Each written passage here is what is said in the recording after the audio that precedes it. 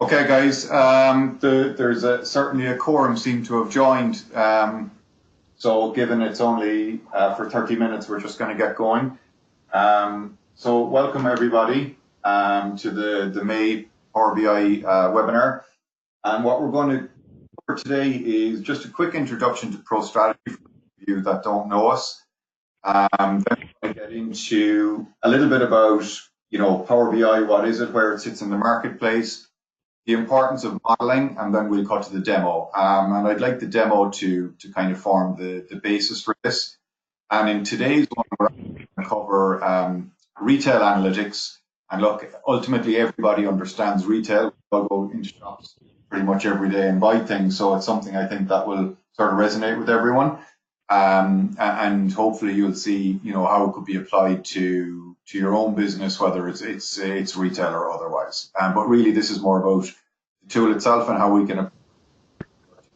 So my name is Owen Haberlin. I'm the Analytics Practice Director in ProStrategy, and I'm joined by two consultants that work on the team, Sam and John. So they're going to be part of the presentation as well. Hey, John here. So I think our slideshow sticking for a second. So just a quick note on ProStrategy. We've been around for over 30 years. There's two aspects to the business, business intelligence and analytics, and a CRM and ERP practice. And we partner both with IBM and Microsoft, where we use we're both Cognos, particularly in the planning space, and then Power BI, which is really a high growth area, particularly as it relates to NAV, CRM, and other Microsoft stack as well. Quick slide here showing some of the customers. So really going from little to large and across a variety of different industries. So banking, insurance, retail, logistics. And many of these have been customers of ours for a very, very long time as well. And I think the good thing, what we like to say ourselves is the customers we have tend not to leave us, which I think is testimony to the service they get and the relationship that we've established with them as well. So Power BI is a Microsoft product. It can be, an extension of your Office 365 suite. And really, it gives you multiple capabilities. So from an individual analyst perspective, you can create content, bring in additional data, publish and share content. For users, it's accessible on mobile or via browser, web, and really, you're talking about typical users. You want them to consume an experience that's aligned to the process that they're following, and that's what's going to give you your best adoption as well. Because it's cloud-based, the admin is pretty low. The overhead is quite low, and from a security and I suppose role and governance and management perspective, that's very, very simple, very robust and very simple. And they're continually, I suppose, making it more sophisticated from a developer's perspective, where you can embed interactive content, be it R or Python, and actually extend the native capability that's delivered with Power BI as well. Just in terms of where it sits, this one is actually this is an old slide now, but it's exactly the same as the one from this year. Microsoft are the leader, and if anything, they're further ahead now than Tableau and Click. And I think it's kind of testimony to the investment that Microsoft are making in this product, that it's starting to, surpass Tableau, which was seen as the visual leader, and grow the gap. And I think that's, because Microsoft are positioning it as, I suppose, a cloud-first solution, and they're investing very, very heavily in the AI and data science capability, that they're making it very accessible to your everyday consumer. And I think they're just going to continue to, march ahead of their peer, their competitors in this space. So from an analytics implementation perspective, a typical process looks something like this. Even where somebody has, what they feel are kind of well-defined requirements, you'll often find, that can be teased out and sort of distilled a little bit into something that you can kind of design your model on then as well. And typically those requirements are based on kind of, functions, the people within the functions, and the problems that people are trying to face, or the problems that a business is trying to overcome, whether it's reducing margin, increasing sales, optimizing customer relationship. There's always an analytics model and solution that you can put on that to firstly measure it and then drive improvement in that space. The design piece is critical when it comes to the data model. We'll see that in a second. And then you start to get into, I suppose, the consumable component, which is the reports, and getting the customer to sign off on that. And then you work through your build, your go live, and your enablement piece. The enablement piece is something that's often overlooked, and this is really critical. And I guess analytics, like any other transactional platform, whether it's ERP or CRM, none of them, if you remember the movie Field of Dreams, if you build it, they will come. Well, analytics is not like that, nor is any other piece of software. You have to work hard at enablement. It doesn't matter how good the solution you build is or how relevant it is. You always have to work hard on training, feedback, sitting with people on a one-to-one basis and getting them to use it. And that's how you maximize your investment in this space. So talking about the model very quickly, this is a very simple sales model. Okay, so we're talking about B2B, customer, time, and product. So if you look at this, you've got some customer data, maybe segment, you've got date information drilling down to a day level, and then you've got product with some sort of product category, which would typically include brand and other product details as well. And then from a sales perspective, it's simply sales revenue, maybe the number of units or items, the cost, which allows you to derive the margin. With Power BI, you can start to extend this model very, very quickly, where it has native time intelligence capability. So you can start to get into year-to-date, last year, year-over-year percentages. So very quickly, we can take a very simple model, sales data, and we can make it very, very sophisticated. This model, as simple as it is on this page, will allow me to analyze customers and what products they have bought, new products they've bought, products they've stopped buying over time. So I can get a tremendous amount of insight into an individual customer or collections of customers just with this model. I can start to look at my product performance within customers or over time. What products are performing well, which ones are driving my margin, which products are not performing well, and should I consider maybe removing from my product portfolio. And similarly with the sales, you can see where your sales drivers, where your cost drivers, and how you're performing year over year versus last year. And you add budget into the mix, and now all of a sudden you've got something with a target as well. So the point of this is, if you were to have data, you would need, 20 or 30 tables in order to produce this model. And if we go back to the process we talked about earlier, the effort goes into understanding NAV or any other source system, how you can leverage that and create a very simple model like this that allows you to produce very, very effective analytics and service analytics as well. And the key piece with the model is, the simpler the model, the more you will drive self-service within your business. So in terms of a desktop architecture, and I'm not going to spend too much time on this, typically you're collecting data from multiple sources. So it could be NAV or CRM or any on-premise SQL server or relational database or even a cube. Often we see with customers data, particularly budget data, is held in Excel documents, or maybe there's vendor information that comes in Excel documents. And maybe there's some other cloud source like a Salesforce.com or anything else as well. You're bringing that together, you're scrubbing it. And that's a key piece, because that's ultimately what gives you clean data. You're modeling it and you're producing your reports and dashboards and then sharing them up. So that's the typical process that gets followed. From an architecture,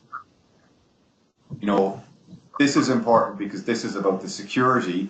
The gateway creates a secure channel between your data and the Power BI service, which kind of manages the refreshing of the data in the cloud. So everything becomes encrypted. Is very secure. and that's kind of, because it's all Microsoft and they invest very, very heavily in this space, it certainly removes any major considerations somebody would need to have around security and accessibility of data. From an architect, what we're finding with Power BI is it's growing significantly in power, and actually even when we go to really big customers with massive amounts of data, like till data, where you're collecting every single receipt number and all the products on a receipt and the margin on a receipt, we actually don't need the analysis services in the middle anymore. We can go straight from a source system like a nav and bring it straight into Power BI, and it has more than enough horsepower and compute power to do everything we need without having to invest in something like an analysis services piece in the middle. So one of the things that we do with our customers is, I suppose we've been investing in this space for a number of years now, and have a very close relationship with Microsoft. So we've developed a suite of accelerators. So what is an accelerator? It's a predefined connection to a source system and a model that aligns to an area like sales, finance, etc. When somebody invests in an accelerator, buys an accelerator, what it really means is you're accelerating the time to implement or the time to market of a particular piece of technology. So instead of us going into a customer and they say we want sales analytics or we want finance analytics and starting from scratch every time, the models are already built and they're flexible enough to be customized and extended to meet the individual needs of the specific customers. So they come with a suite of analytics capabilities and models aligned to the business functions. They're extended.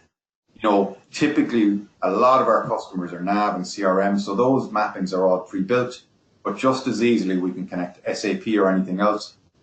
And when you take this approach, not alone do you reduce the effort to implement the solution, because it's an as-a-service model, you benefit from product upgrades, more sophisticated capability that we developed or the product develops, and they simply get pushed out as well. In terms of the different areas and functions that we focus on, and we now have out in the marketplace, sales, B2B and retail, because they're quite different, and we're going to see retail in a minute. Finance covering things like P&L, AP and AR, with the ability to go from a very, very high level right down to the lowest level as per the chart of accounts that exists in your source system.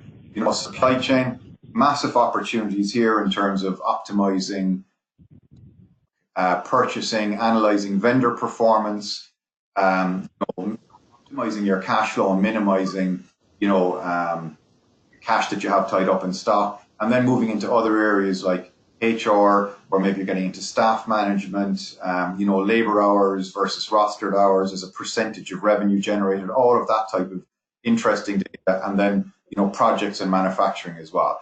But I suppose the bigger interest tends to be at the upper part of the list, which is where more of our customers, that's the greater chunk of business. And I suppose those ones are still probably a little bit more mature as well, because there's a lot more of those actually in production. What I'm going to do now is hand over to Sam, and he's going to cut into a retail demo and very quickly, at the end, show how you can kind of craft something by using that model. Thanks, Sam.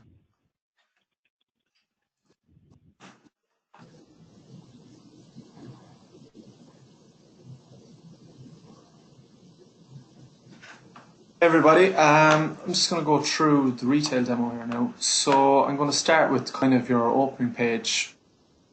So this is kind of an overview of your whole business, where you can look at how your stores are performing against budget in last year, where your product divisions are performing, and how they're performing throughout the week.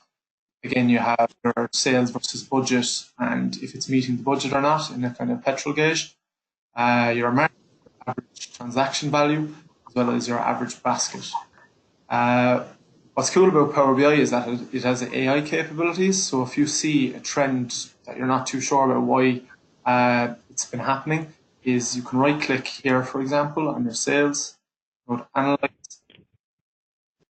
explain the increase, and Power BI will have different options of what potentially could be causing this increase. So here, for example, you can see that cosmetic tills is hugely driving that increase that day, and that could be related to something like a promotion in a specific store, or it could be an idea of where you should be going with your products in general. As well as having a visual view, you can also create a detailed view, where it just kind of gives you in the figures just more, and it'll be more clear. So the next page would be your kind of store overview, and this would be showing you how your store performs against the business itself. So on the right hand column you'll see all of the store, and that will stay still now, but I'll show you how the interactivity works. So if I click on NACE, for example, I can see it's in red, meaning that it's less than the year before. So if I click on NACE, that will change the purple columns, and it'll show you it in comparison to the company as an overall. So as you can see, the transaction value is low down, so that just gives you an option to investigate into why that might be. Also, this pie chart gives you a chance to look at the percentage of the company's sales and where it's coming from. So as you can see, NACE, two of the sales, and according to budget, that could be something that you want to increase. Again, clicking here changes the values everywhere else. It just shows you the interactivity of the whole report. The next tab focuses on budgets. So it just shows you how your stores are performing across the board. Again, it's the same type of interactivity. So if I click here, it'll show you positive or negative by day, if it's meeting its budget, if it's not meeting its budget. And from there you can investigate if there's a specific reason. Again, were there certain promotions that you ran that day? Was it a type of public holiday that sales might be driven up or down? Again, you have your year to date versus month to date, just to give you a view on how you're performing in the year so far and your month so far as well. Again, for the more that will be looking at the kind of actual figures, you can put a time slicer on it where you're literally picking the exact dates. So if you're concerned about something that happened a while back, you can go back to that specific date and you can pick it either scrolling or picking the exact date, and that will update everything. So that means you can look at an exact day or an exact time frame. Another big thing for retailers is to see their stock. If there's a specific store that is low on stock, you'd want to know something like that straight away, or if the store is performing badly. In this example, we have margin, but if it's very low, it's in red. So here in your premium cosmetics and fragrance, you have an Armani bottle, and you can see the margin is very low. You've only 3 stock holding units at the moment. So from right click, drill through to your product history.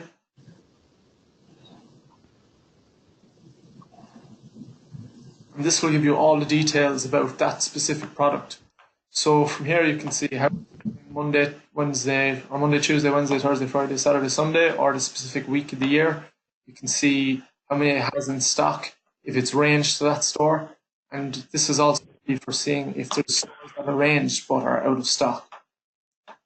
Where it's performing the best. So here you have Westport as the most sales for that specific product. It just gives you kind of an idea if you need to increase the amount of stock in a specific store, or if you need to maybe pull back on producing or giving that specific product to certain stores. Next thing I'll look at is margin protection. So this is very important for a lot of retailers because things like staff discounts can be often abused, and it just gives you a quick look at is there certain people that are abusing their staff discount, and it cuts down on things like theft. For example, you have things like refunds, voided transactions, open drawer transactions. Just keeps an eye on how the staff are performing, anything out of the ordinary. Here, for example, a couple of outliers where you have certain people having way too much staff discounts. Then you can zone in on that, and you can find out which particular staff member is doing that. And it's just a good way of identifying if your staff discounts have been taken advantage of, essentially.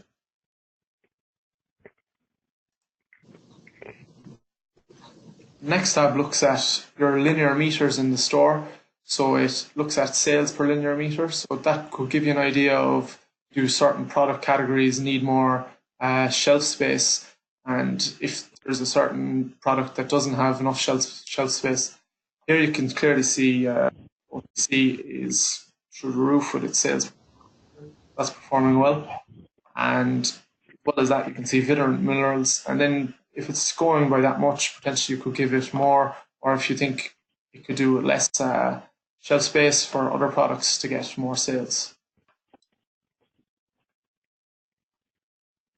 Store plan is also something that you could introduce, so it just gives you an idea of, when people walk into the store, are your top selling products at the front, or the products that you might want to be selling more, you could move them around in the store just so that you want to sell them a bit better. Things like promotions mightn't be in great spots in the store, and that could be the reason why you're not doing too well. And this type of visual as well is very effective, not just in retail, but could be in manufacturing, where you're looking at shop floor or processing, so you're looking at throughput or productivity for a particular station within manufacturing. But it's very effective communicator in a language I think people kind of understand pretty easily. Do we want to show how we can build a dashboard? So I'll just show you now quickly how easily you can build a dashboard. So if I pick a specific visual here, I'll pick a table.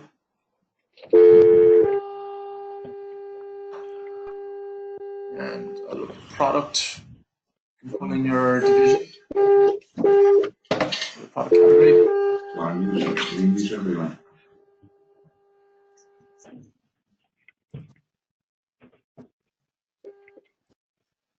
Look at your total sales.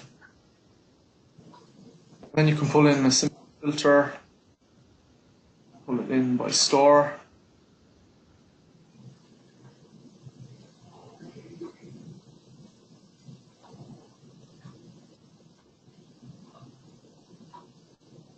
You can pick a certain store from here. And then for visuals, you have the visual pane here, so it gives you a lot of opportunity to pick different visuals. So here, for example, I initially selected just a standard table, but if I want to view this in kind of pie chart, it's as simple as just clicking and changing the visual. So it gives you your pie chart here, and it just shows you visuals straight away that OTC is my best seller. And again, there is a handy AI function in here as well, where it's called Q&A. So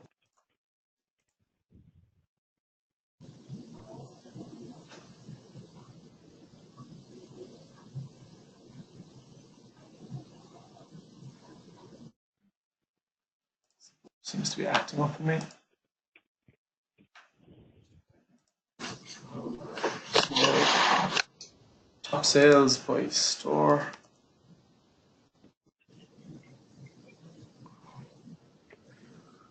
That will give you your top sales by store code.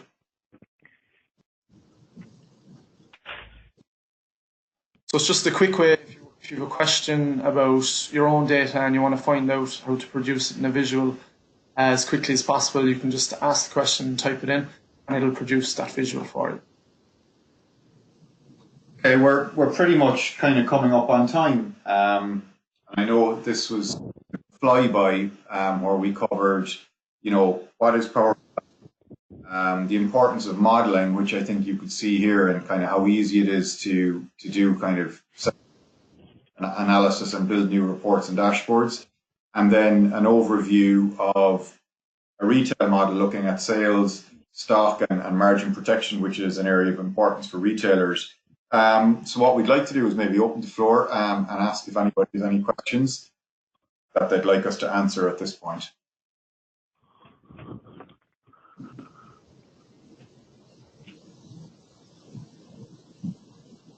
Like, can I ask a question? Yeah, shoot. How would you handle multiple years of data? So if you want to,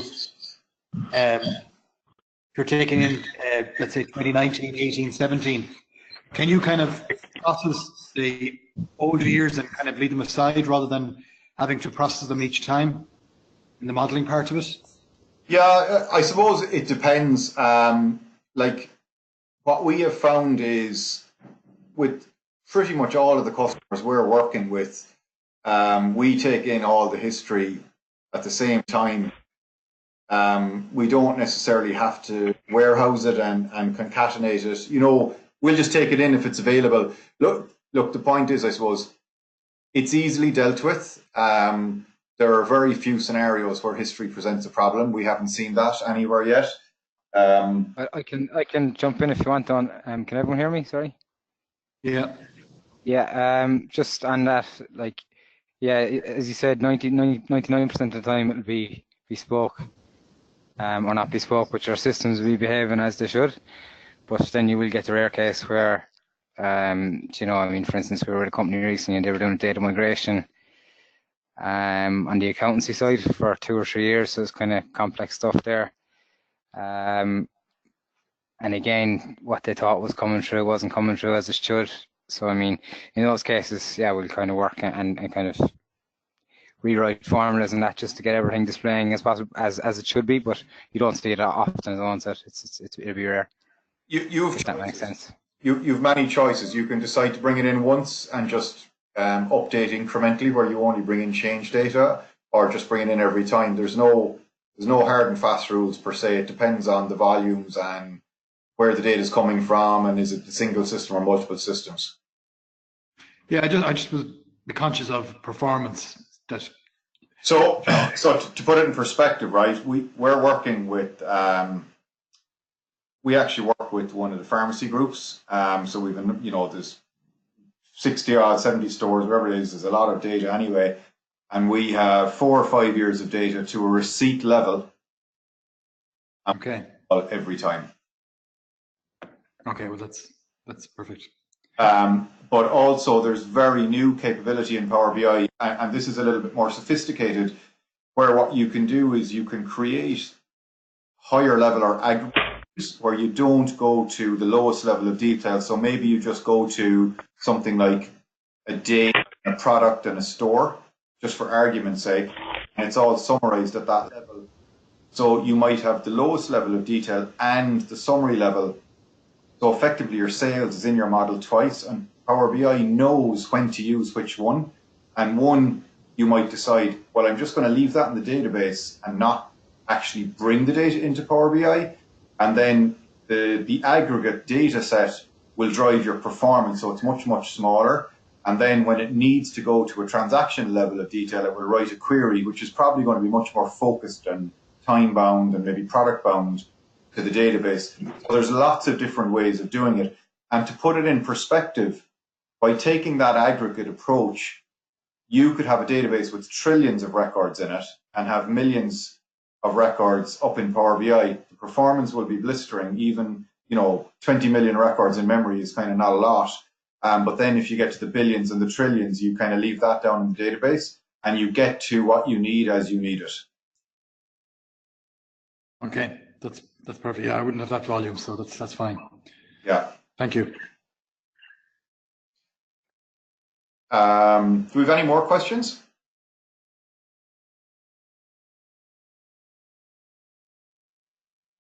Okay, so I know this was pretty quick, and the half hour usually goes quite quick on these sessions. But if anyone is interested in, you know, having a quick follow-up conversation to see how this could help you within your business and create value for you, please don't hesitate to reach out, and we'll follow up. Our marketing team will be in touch anyway and making the recording available for anyone who wants to consume it. Thank you very much. Have a good day. Bye-bye. Thanks.